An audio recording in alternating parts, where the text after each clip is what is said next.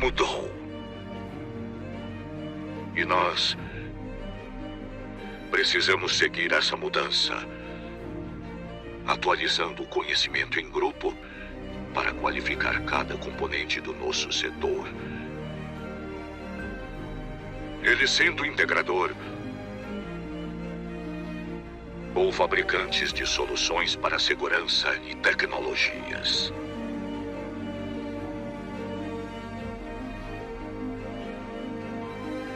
Mas não queremos apenas reproduzir ideias. Queremos evoluir. Queremos avançar. Seja parte desse avanço. Seja CD.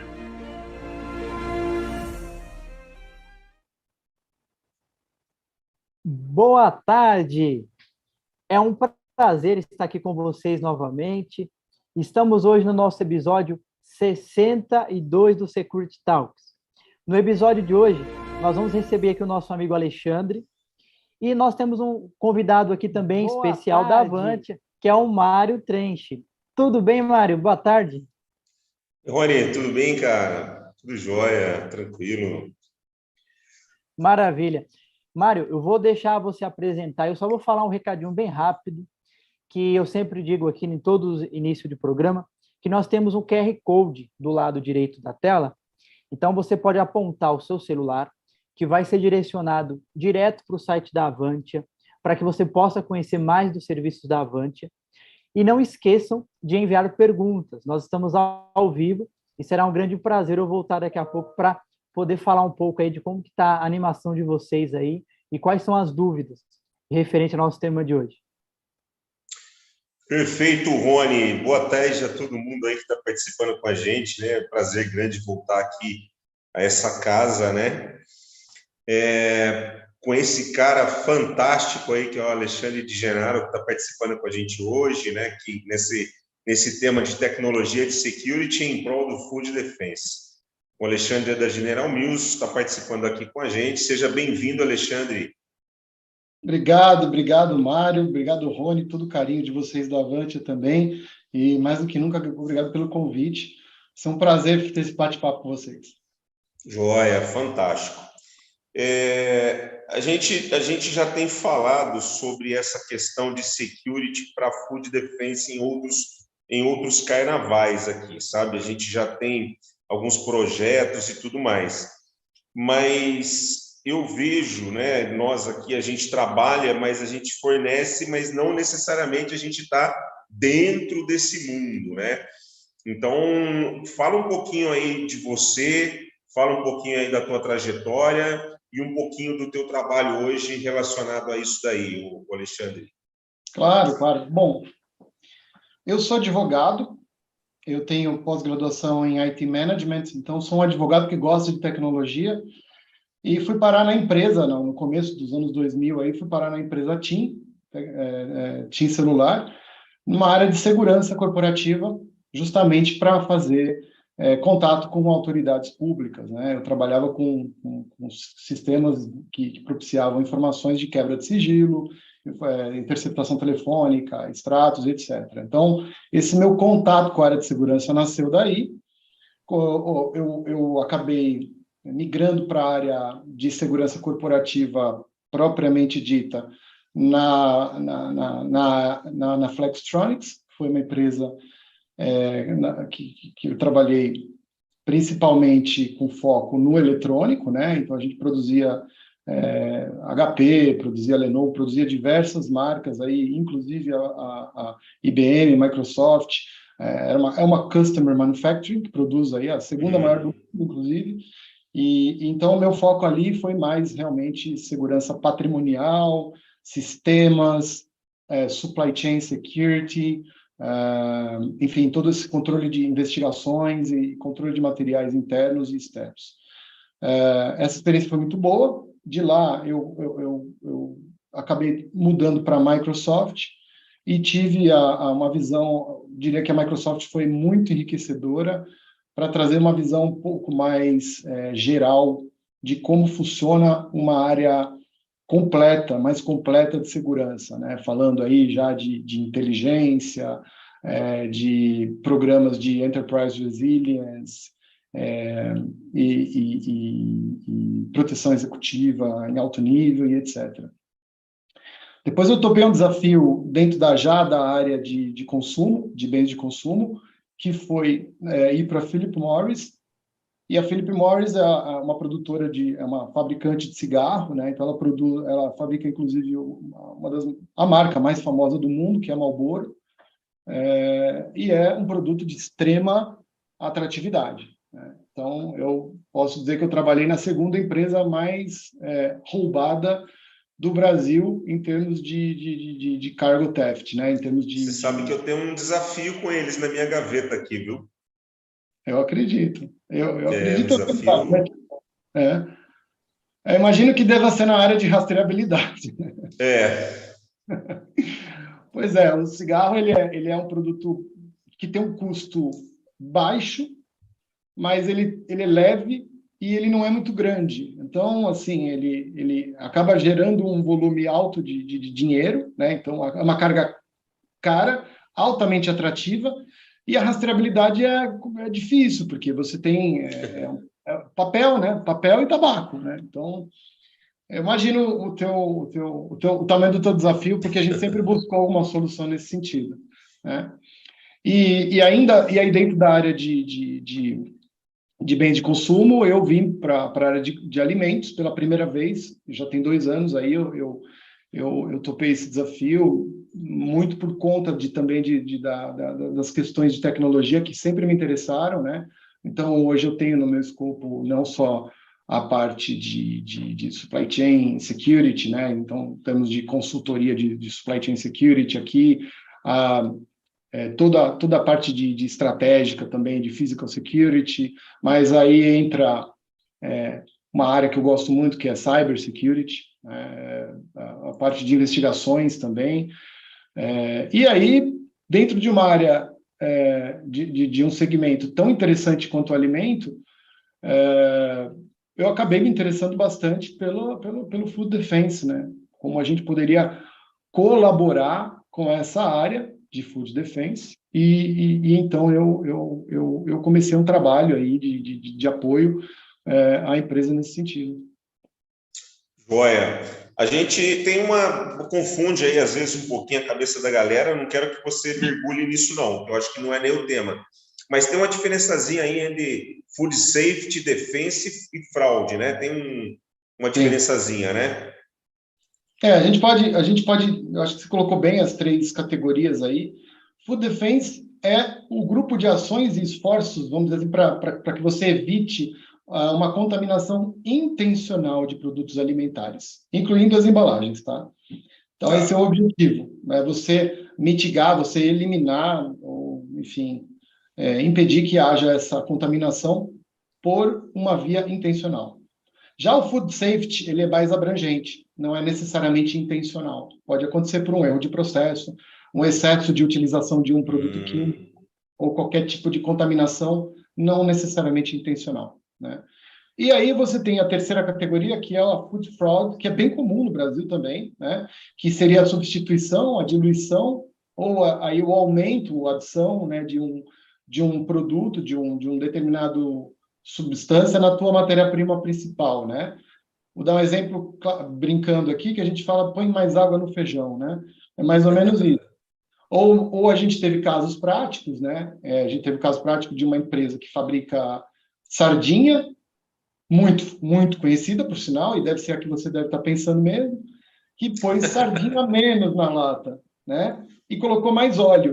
Então, ela substituiu o óleo por sardinha e ela levou uma multa alta, né? Aí, na casa dos R$100 mil por esse tipo de procedimento. Então, é a food fraud, né? Que é intencional, naturalmente intencional, né?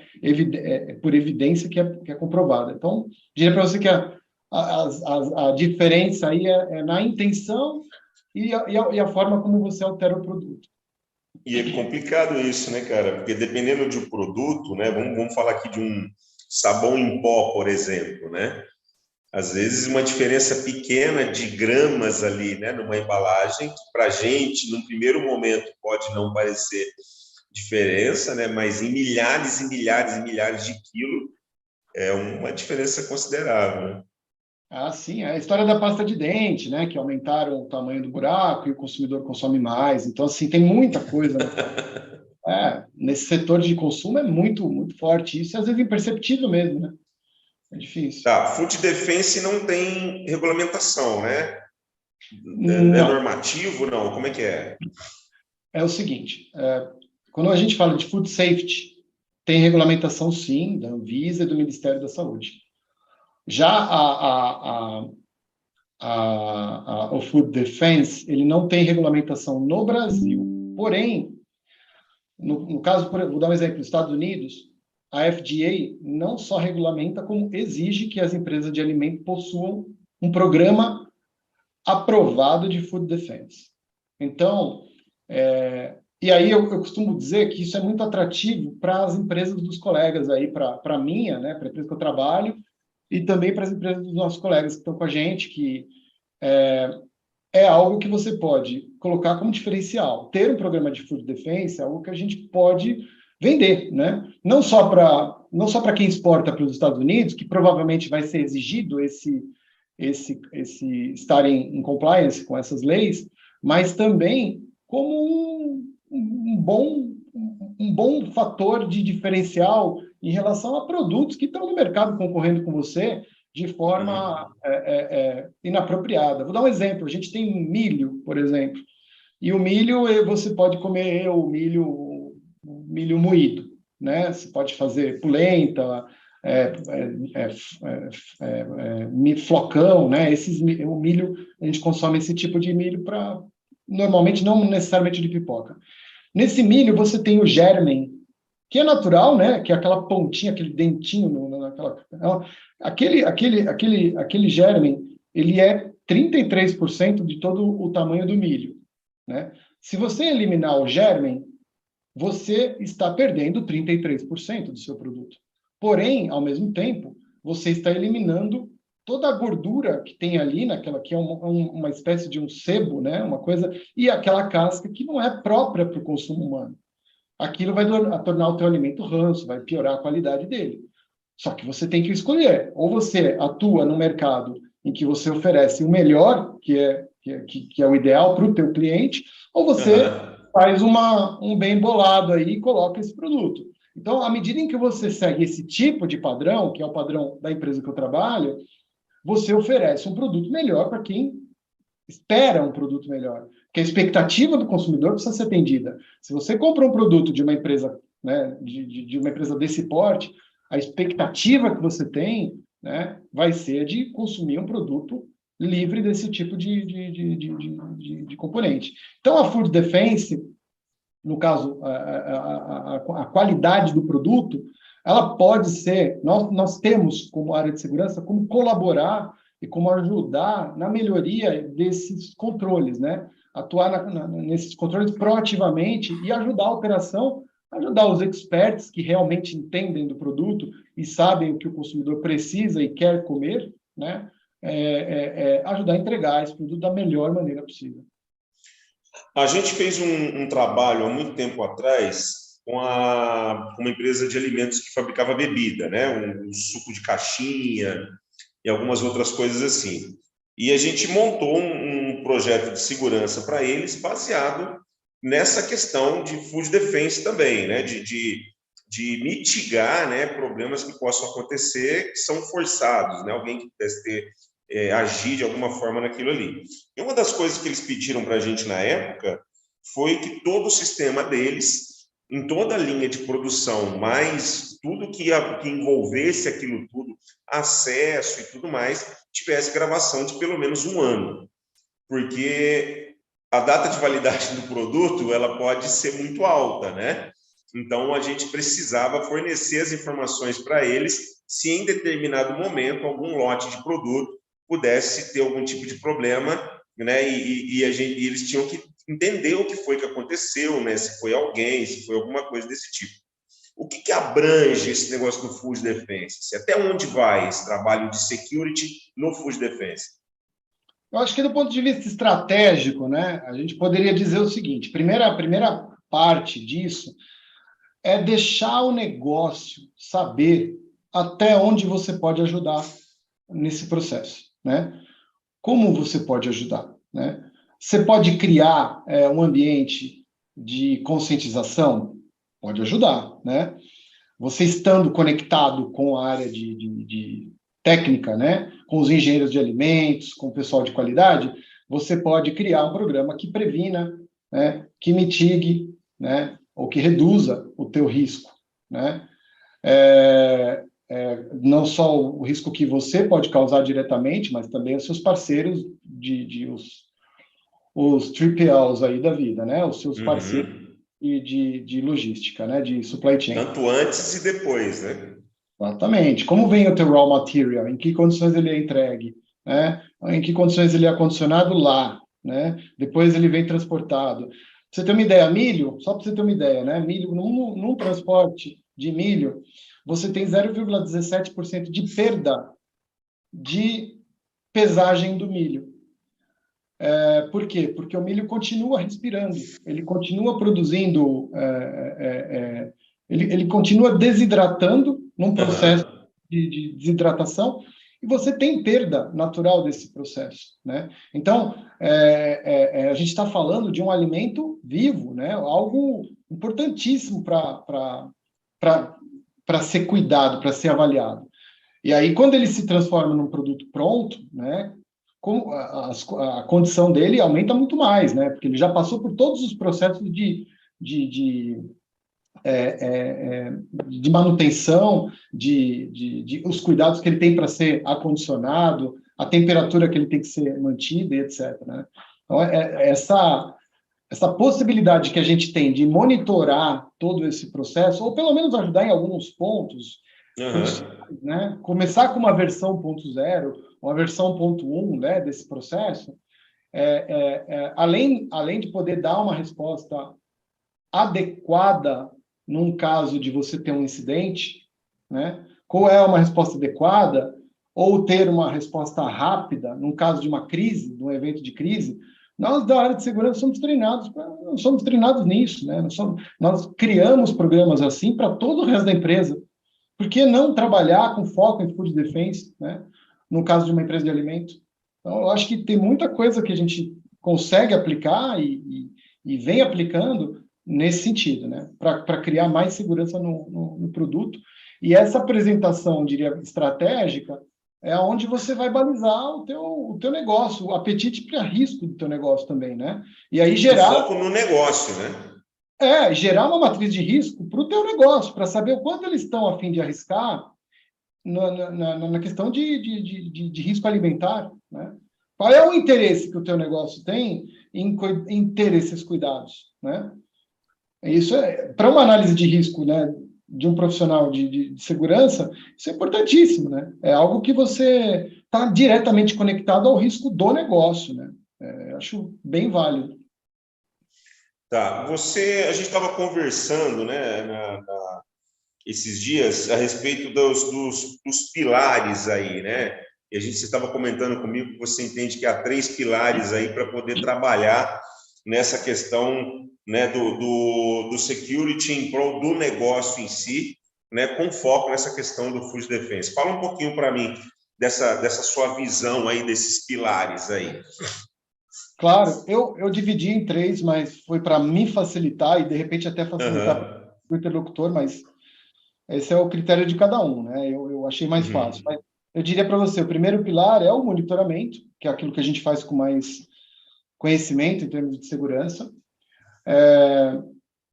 A parte de Enterprise Resilience é fundamental. Eu vou falar de cada um aqui, né? E a parte de investigação. Então, falando um pouco de monitoramento, efetivamente evitar, né? Mitigar e conhecer o teu risco, né? O que é conhecer o risco? Bom, a gente pode ter aí um projeto novo. Os Agiles resolveram criar um novo processo de produção que vai ser o seguinte: para ocupar as máquinas que já são ocupadas no primeiro e no segundo turno, eles criam um novo turno na madrugada para fazer uma linha de produção funcionar com fritura de batata. Então, a gente tem batata chips no nosso portfólio, Ioquitos, muito boa, por sinal, recomendo. E essas batatas vão ser fritas durante a madrugada. Bom, ótimo. A fritura dessas batatas vai acontecer de madrugada. A nossa planta fica na Serra da Mantiqueira. Fica em Campos do Jordão. Não tão alto. Não tão alto, né? Então, ela é mais fria, mais quente durante o dia. Durante o dia, ela pode chegar aos 38 graus facilmente, normalmente, especialmente no verão. Só que durante a noite, essa temperatura chega nos 10, 12. Então, a máquina que estava operando a 38 graus, ela precisa de muito menos energia para manter aquela oleína aquecida. Para chegar no grau da temperatura, né? Chegar e se manter. Portanto, ela vai gastar mais energia e ela vai ter um consumo... a máquina vai ser consumida, né? Os seus componentes vão se degradar mais rapidamente.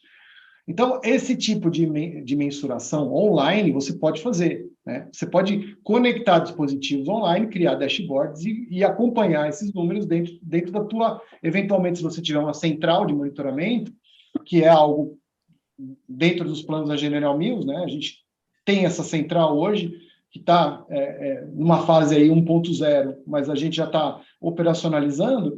Então, à medida em que você vai ganhando corpo nesses monitoramentos, você vai criando esses dashboards, esses números para o negócio tomar as decisões. Valeu a pena manter a linha ligada? Quanto a gente perdeu? E se essa máquina quebrar e o pessoal do primeiro e do segundo turno não tiver máquina para usar? Compensa o risco?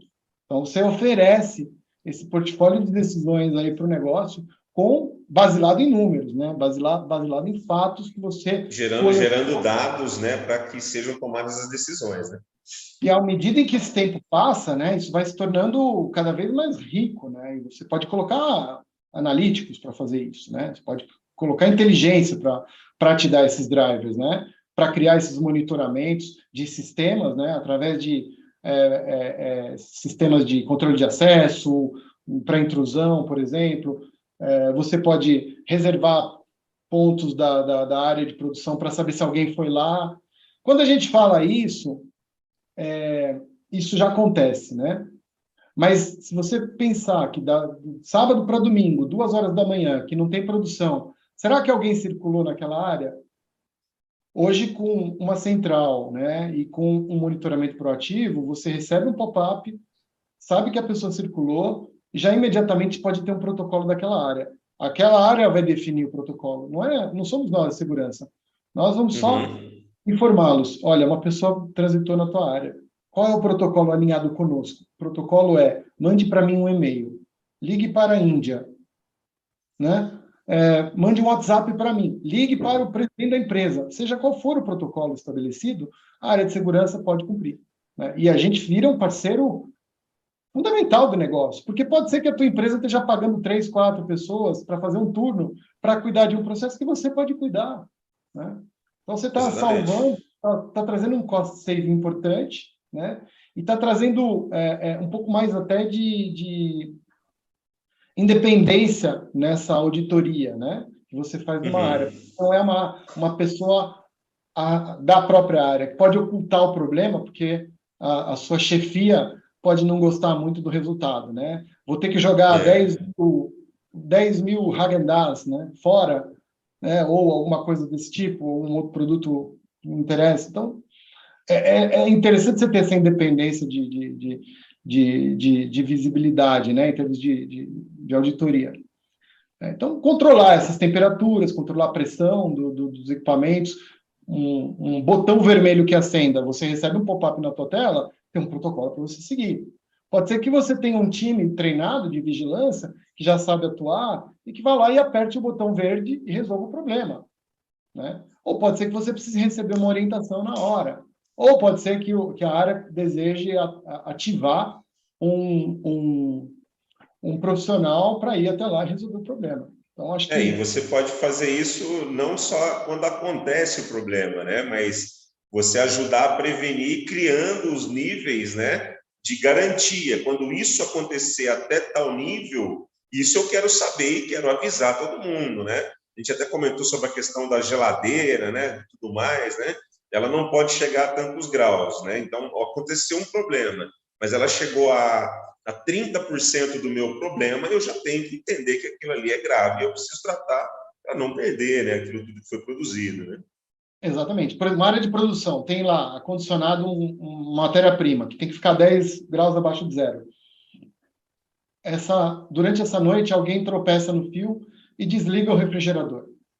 De manhã, esse produto vai estar a 8 graus. Tá? Então, você vai ter uma variação térmica de 18 graus.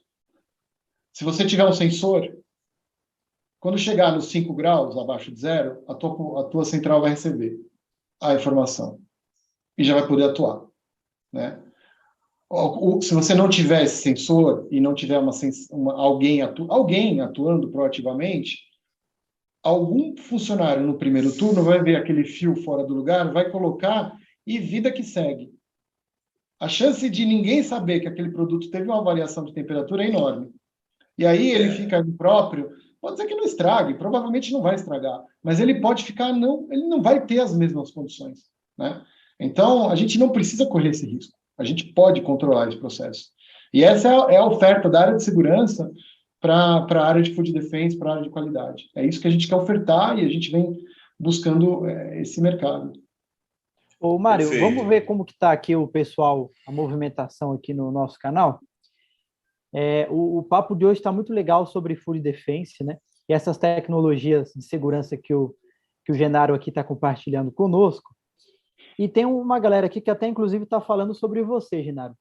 O Luiz Auleta, ele escreve o seguinte: grande Genaro, tive o prazer de trabalhar com esse mestre e aprendi muito com ele. Estarei aqui acompanhando. Está mandando um abraço para você. Obrigado, Luiz. Você é muito querido, cara. Obrigado. O Marcelo também está aqui, o Adriano, o José Carlos Mesquita, o Roberto Oliveira, o Alexandre Costa, o pessoal do marketing da Avantia. Sejam bem-vindos, Matheus Paiva, André Santos. E tem pergunta. O Antônio Egito, ele faz a seguinte pergunta: quem implanta ou gerencia a food defense na indústria? E em relação à área operacional, ele quer saber também como funciona a questão na área operacional sobre a segurança ou a prevenção de perdas. Legal. Bom, obrigado aí pelo carinho de todos aí que estão acompanhando a live. Bacana que vocês estão com a gente acompanhando. Quanto à resposta, na General Mills nós temos uma área que a gente chama de tecnologia de qualidade, né? Então é uma área que abrange a qualidade em geral do produto, né? E dentro dessa área que é uma área principal, a gente tem uma diretoria global, né? E uma vice-presidência global. E a gente tem, dentro do staff, a gente tem uma pessoa que reporta diretamente para o presidente, porque isso é um assunto extremamente sério para as empresas em geral, não só para a General Mills, eu tenho certeza que os colegas de empresa de alimentos também. E aí, dentro dessa diretoria, dessa estrutura, tem uma área de food defense, voltada à food defense e à food safety. Então, a área, respondendo a pergunta, é a área mais voltada à engenharia de qualidade, tá? De alimentos. Tá, essa área, ela normalmente, aí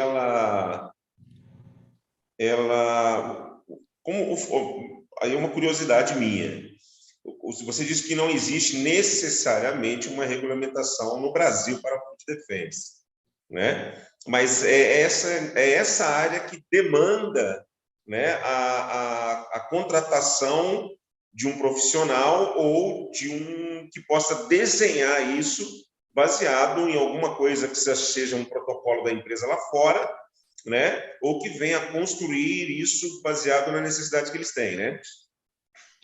Exatamente, é mais ou menos como a segurança. A gente tem os estándares globais, né? A gente tem os experts globais, e aí a gente tem o pessoal que entende né, os nossos engenheiros de alimentos e os nossos técnicos que entendem disso no Brasil. Como a gente transforma as guidelines mundiais para um processo no nosso país, né? Então, o que a gente pode adaptar?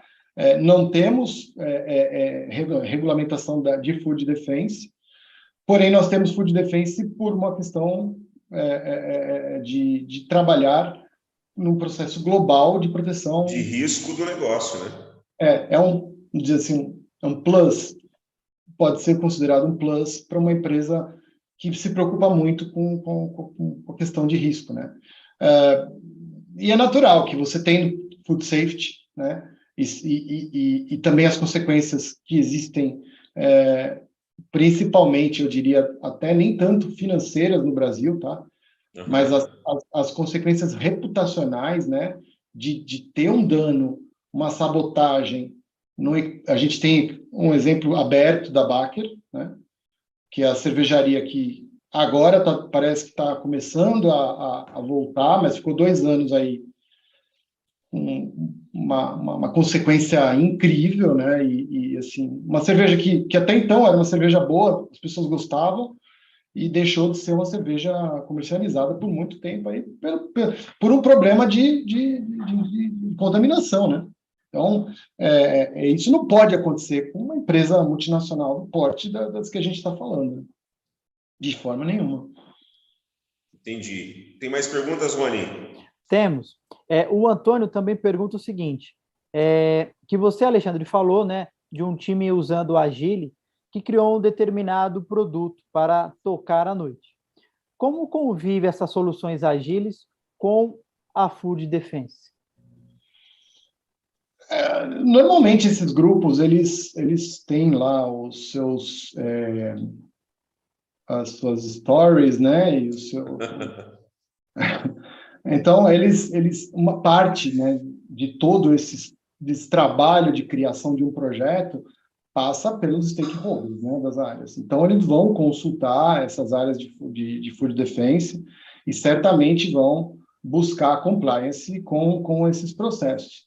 Às vezes, o que surpreende não é nem a questão da qualidade do produto em si, mas talvez, no exemplo que eu dei aqui, o quanto isso pode gerar de custo extra, né? Que a gente está falando isso, de verdade, isso é um exemplo fictício, tá? Não existe esse exemplo.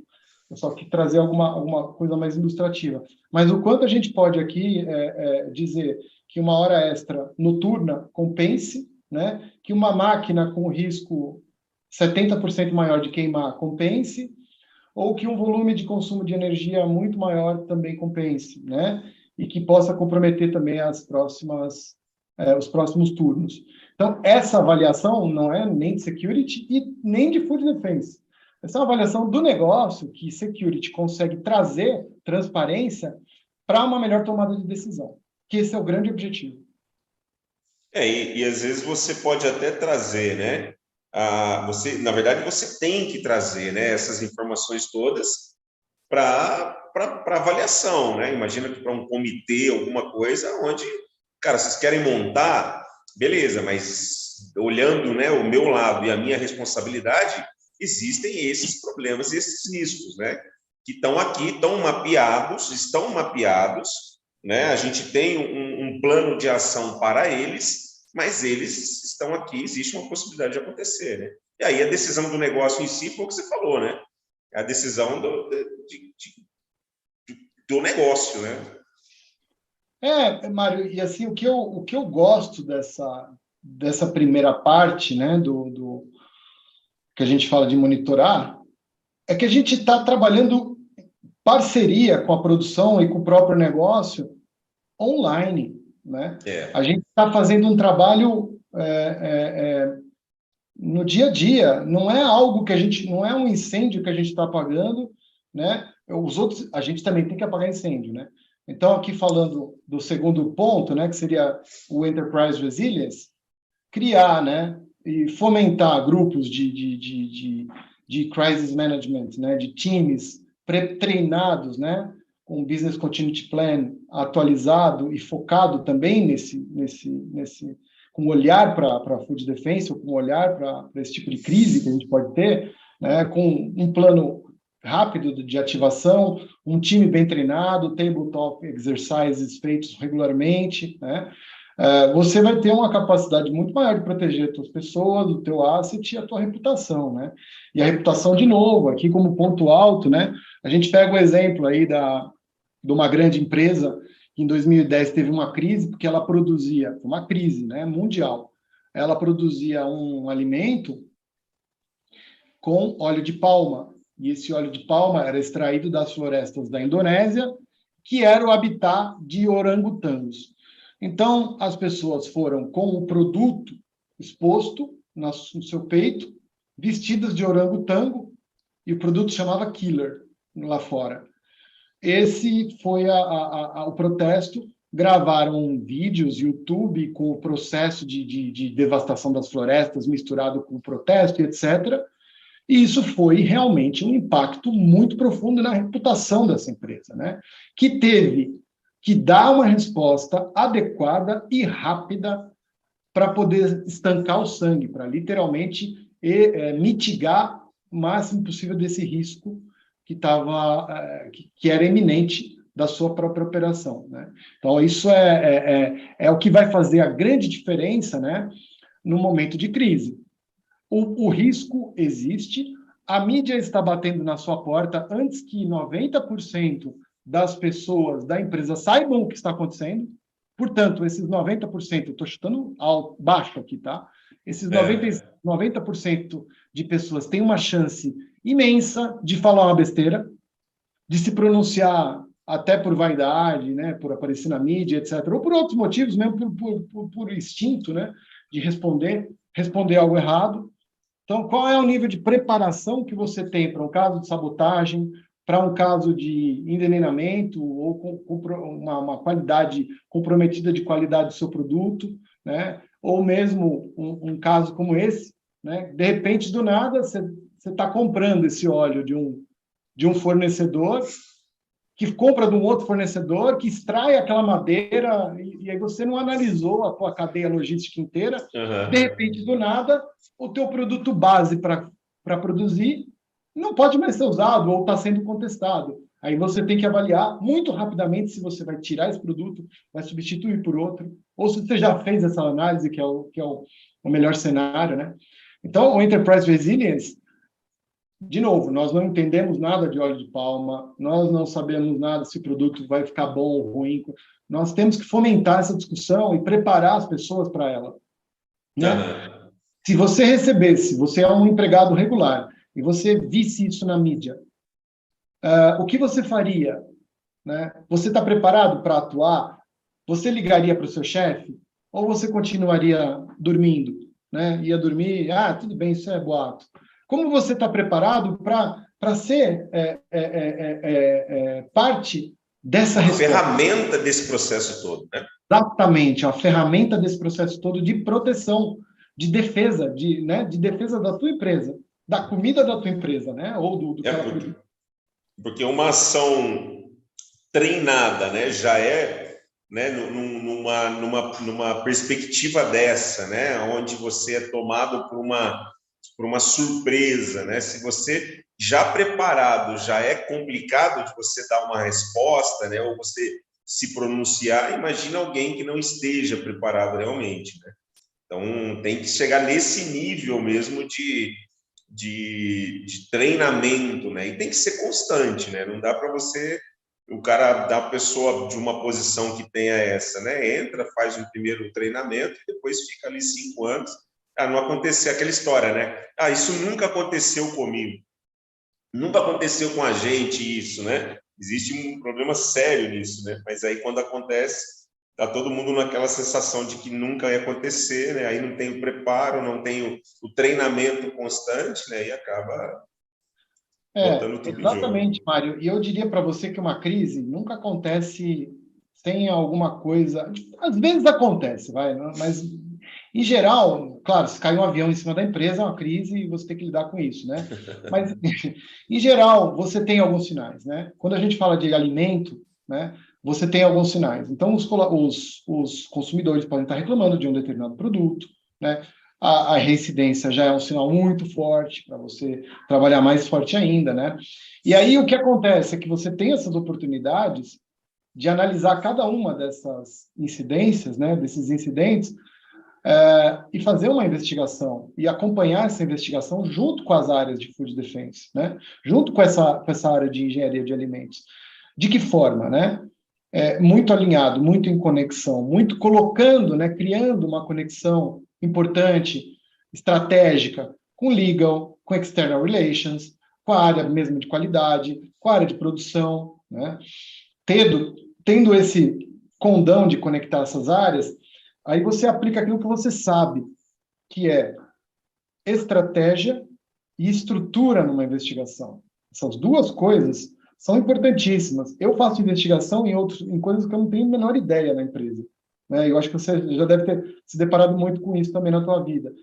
Mas o que acontece é que a gente tem uma forma, né, de ver a investigação, de uma sequência lógica, né, uma estratégia que facilita, né, e que ajuda muito essas áreas que não estão que não têm um treinamento, que não estão adequadamente preparadas para isso. Eles entendem, mas eles não sabem como realizar uma coisa estruturada.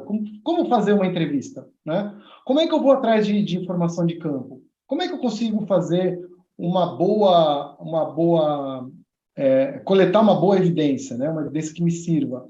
Como eu faço para obter um bom depoimento, extrair o máximo de informação daquele tema que eu estou investigando, né? E aí aquilo que a gente navega melhor, né?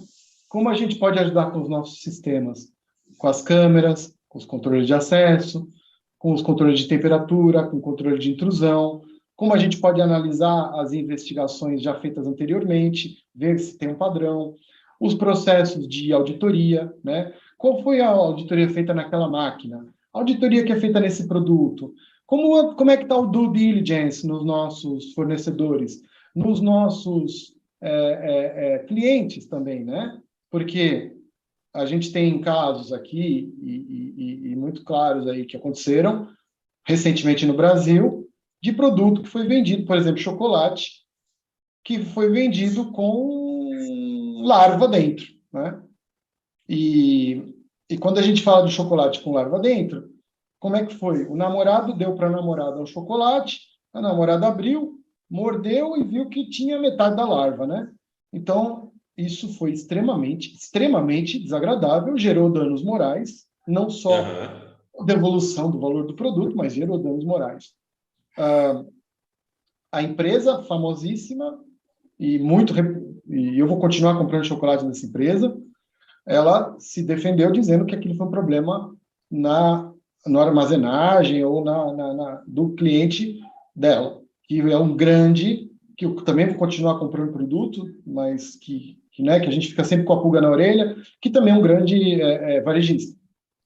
O nosso tribunal, o nosso STJ, não quis saber e falou, isso é um problema, é uma questão solidária, a responsabilidade é solidária entre vocês, e se você quiser, fabricante, entre com uma ação.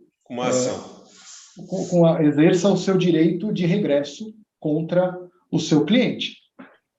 Então, é assim que a legislação brasileira pensa. Então, quando a gente fala de investigação, pode até não ser a interpretação legal naquele momento e a nossa empresa é penalizada. Mas a verdade pode surgir num caso desse, né? Numa investigação, e a gente tem a capacidade de fazer o melhor possível por ela, estruturalmente e estrategicamente, a gente consegue chegar no resultado verdadeiro e, de novo, resgatar uma boa parte da imagem que essa empresa perdeu naquele incidente. Então, a gente trabalha com a antecipação, a gente trabalha durante a crise e a gente consegue também dar uma resposta pós-crise para conseguir resgatar a nossa verdadeira imagem e a posicionamento do mercado. Cara, perfeito. Assim, e a gente, né, tem a tecnologia na veia, né? A gente vive isso aqui, é o nosso dia a dia aqui, né? eu até brinco, né? Não chega aqui para nós nenhum projeto que seja, toma aqui 30 mil câmeras para você vender e gravar, e um contrato de 10 anos, só vou te pagar por isso. Não chega isso daqui, né? Só chega projetos realmente em que a gente tenha que buscar sair do nosso dia a dia, né? Buscar no mundo, a gente direto aqui fala com outros lugares do mundo para buscar coisas, né, e tecnologias que possam ajudar no dia a dia. E aí eu vejo, né, que nesse caso importante a quantidade de tecnologia que dá para ser aplicada nisso, né? De gatilhos, né, que podem ser gerados através da tecnologia para que você possa gerar dado, né, para te ajudar em tempo real, né, e que possa te ajudar a fornecer informações para depois decisões serem tomadas, né, ou te ajudem numa investigação e tudo mais, né.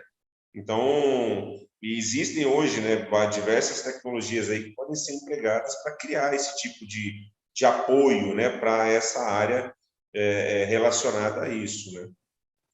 E lembrando o seguinte, exatamente, lembrando o seguinte, que a segurança privada no Brasil nasceu praticamente nos anos 80 com os bancos, né? E banco não vivia, e até hoje não vive sem segurança privada, né? Então é dependente absoluto de segurança privada. E a eletrônica muitas vezes ainda é daquele tempo ainda. Exatamente, exatamente. Porém, se você falar de uma empresa de alimento, essa dependência é infinitamente menor, né? Então, para os meus colegas que trabalham em empresa de alimento,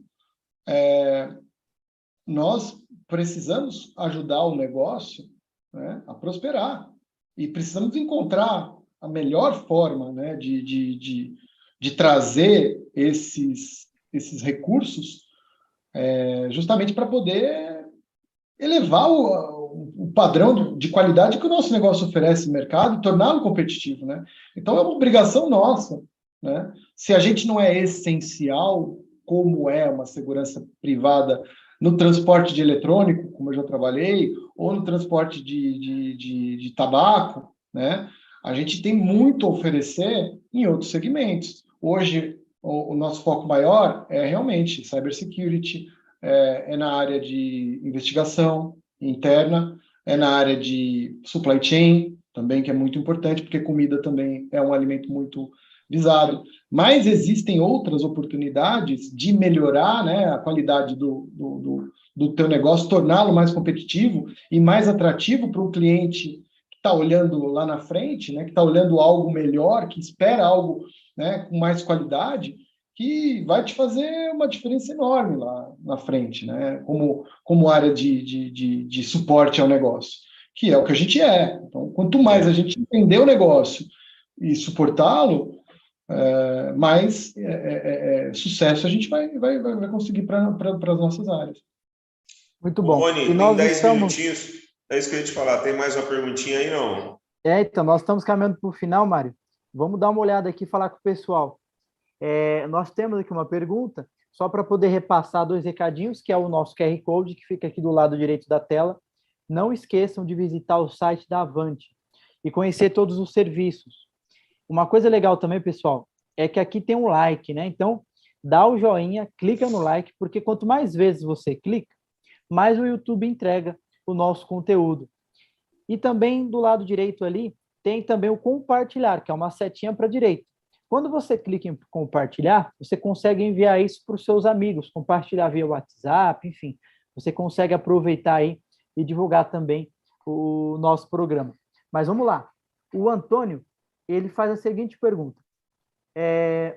Você consegue implantar Food Defense sem tecnologia de segurança eletrônica, sem inteligência artificial, Alexandre?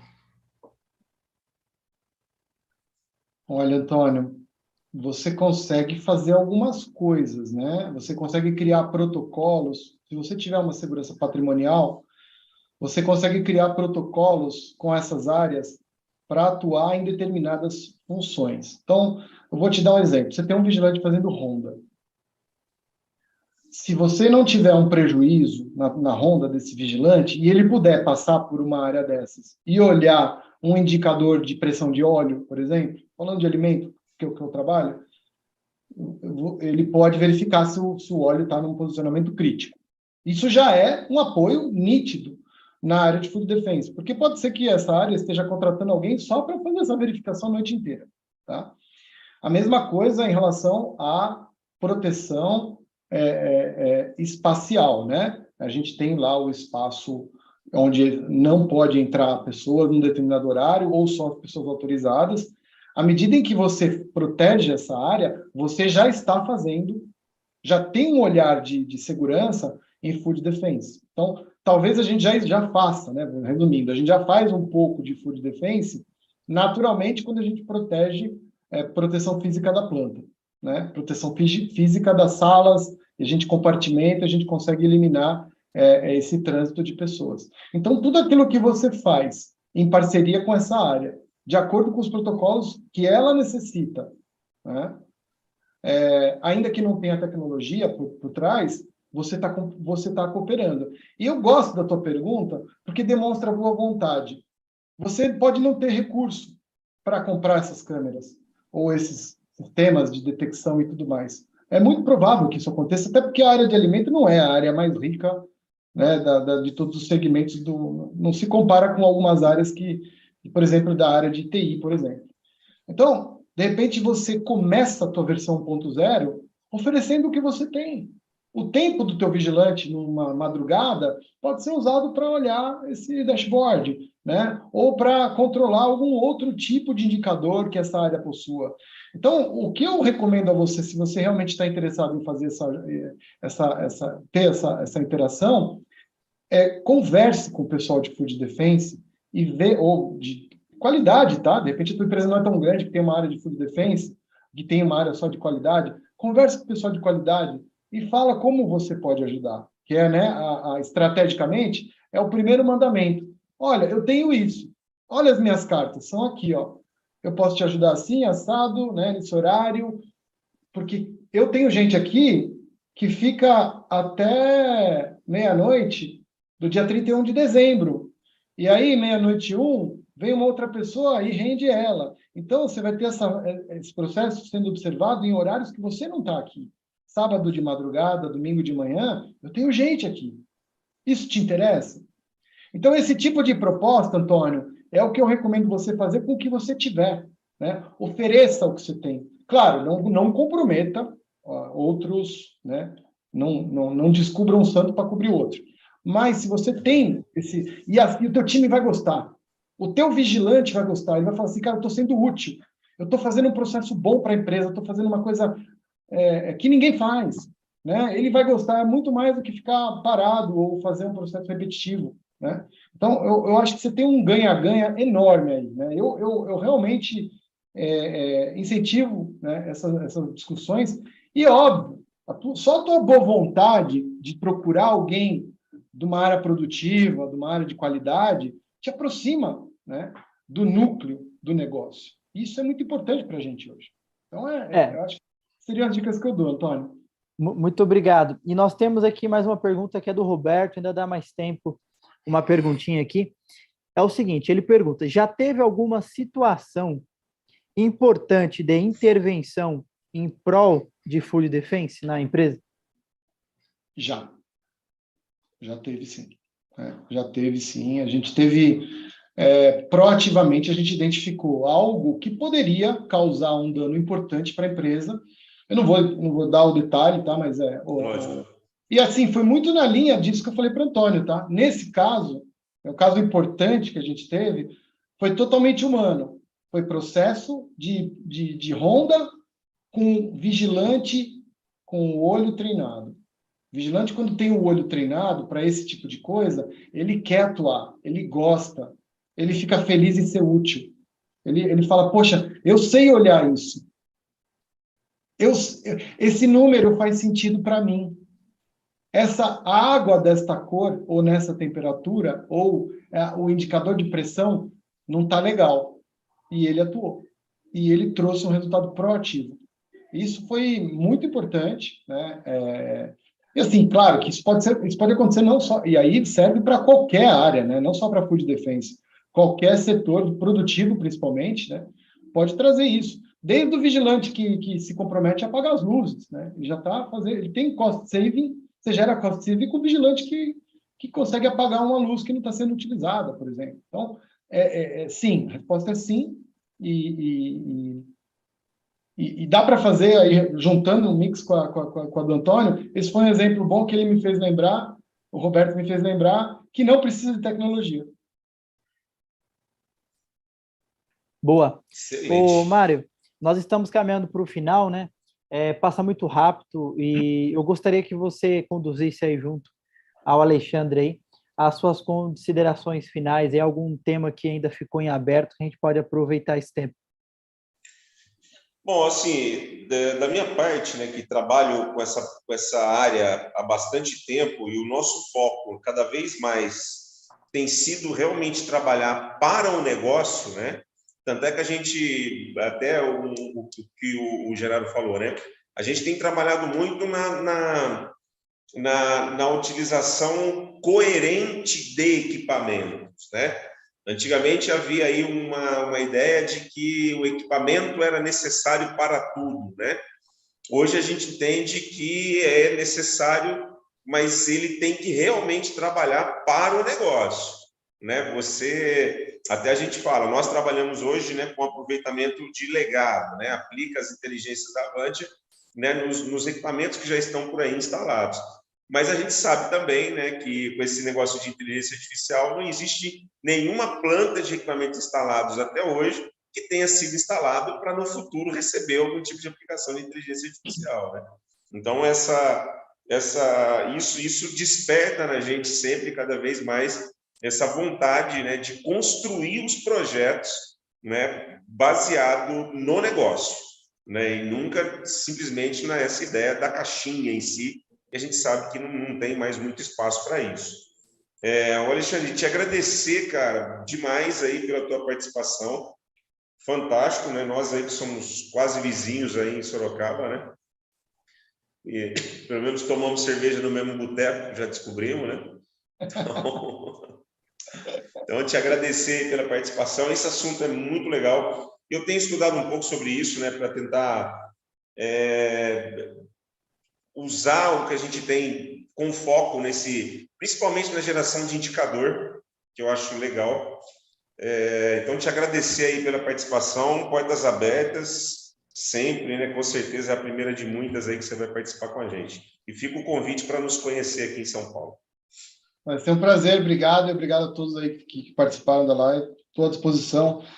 Vou colocar depois o meu contato aqui para vocês, e os links dos materiais que eu acabei estudando para fazer essa live, e agradeço toda a qualidade do trabalho da Avantia aí, do time de vocês e o convite, tá? Fico também à disposição e muito feliz em poder compartilhar alguma coisa e participar com vocês. Obrigado. Muito Fantástico. obrigado. Obrigado, Alexandre. Muito obrigado, Mário. Lembrando que aqui no QR Code, você apontando, você vai direto para o site da Avantia para poder conhecer todos os serviços que ela oferece. Também quero convidar vocês a seguir o nosso canal aqui, que é o canal CT Hub Oficial, e também acompanhar as nossas redes sociais também, que é CT Hub Oficial.